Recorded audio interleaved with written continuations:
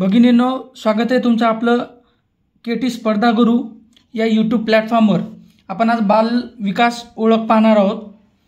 तर त्याच्यामध्ये बाल विकास ओळखामध्ये पाहायचं बालकाची वाढ, बालकाचा विकास आणि हे कशासाठी पाहायचं असतं की बालकांच्या वाढीवर आणि विकासावर त्यांना आहार कसा द्यायचा, त्याच्या आहाराचं अनुमान कसं लावायचं या उद्देशातून बालविकासाची ओळख करणं गरजेचं आहे आणि तांत्रिकदृष्ट्या परीक्षेच्याही दृष्टिकोनातून महत्त्वाचा घटक आहे।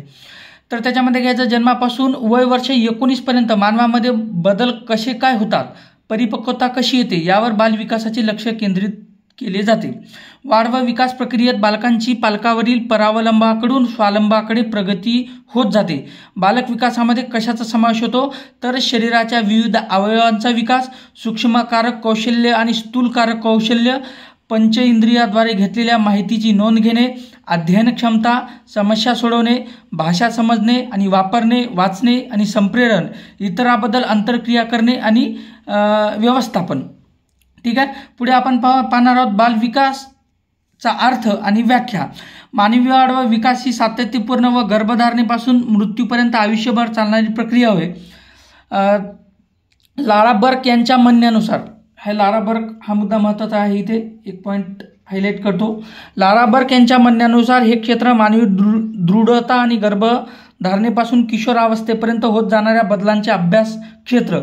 त्याच्यानंतर बालकामध्ये आयुष्याची पहिली 8 वर्ष पायाभूत असतात। या वयात व्यक्तिमत्वाचा पाया रचला जातो। बालकांच्या विकासावर परिणाम करणारे घटक कोणकोणते आहेत तर अनुवंशिकता, त्याच्यानंतर वातावरण, उद्दीपन, कुटुंब, त्याच्यानंतर अध्ययन, परिपक्वता, पोषक आहार, विश्रांती आणि व्यायाम। हे सर्व मुद्दा नोट करून घ्यायचा। वातावरण, उद्दीपना, कुटुंब, अध्ययन, परिपक्वता, पोषक आहार, विश्रांती, व्यायाम।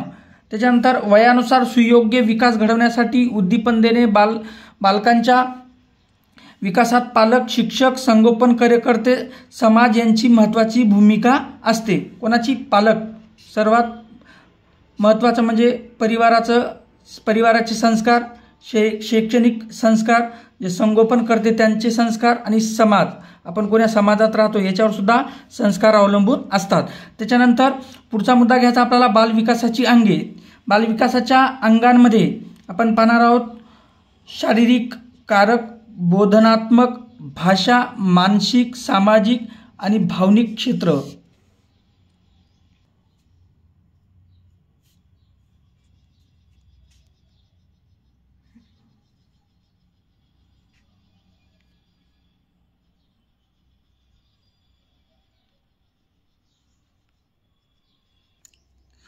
आता आपण पाहणार आहोत, मी तुम्हाला डायग्राम दाखवली, ती डायग्राम पोज करायची आणि डायग्राम पाहायची व्यवस्थित। त्याच्यानंतर बालक विकासाच्या अवस्था आपण पाहणार आहोत।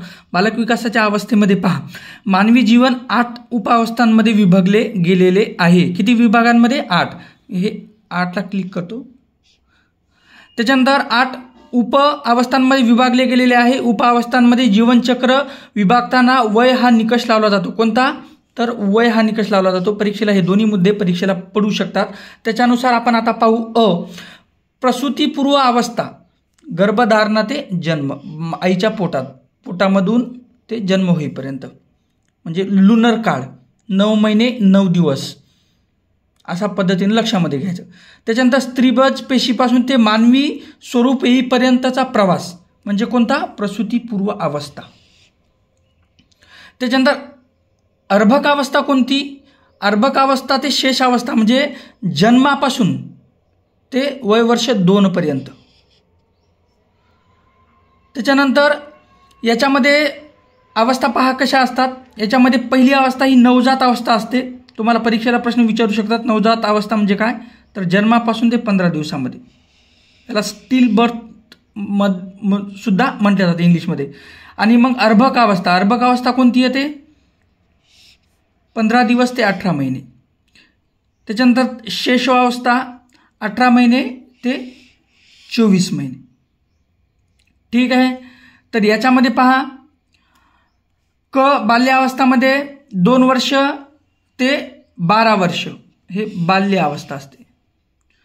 पूर्व बाल्यावस्था किती? 2 वर्ष ते 6 वर्षपर्यंत, म्हणजे शाळेत जायच्या अगोदरपर्यंत। उत्तर बाल्य अवस्था 6 ते 12 वर्ष. आता आले किशोरावस्था. आपल्याला किशोरावस्था हे पण पाहायचं. किशोरावस्थेमध्ये काय करायचं तर किशोर ही बाल्यावस्था व प्रौढावस्था या दोन्हीमधील एक दुवा आहे. या दोन्हीच्या मधला एक काळ आहे. तर त्याच्यानंतरची अवस्था आहे तारुण्य अवस्था. पूर्व प्रौढ अवस्था याला काय म्हणतात, प्रौढ होण्याच्या अगोदरची अवस्था, 20 ते 40 वर्षा अगोदर, म्हणजे माणूस समजदार व्हायला लागते.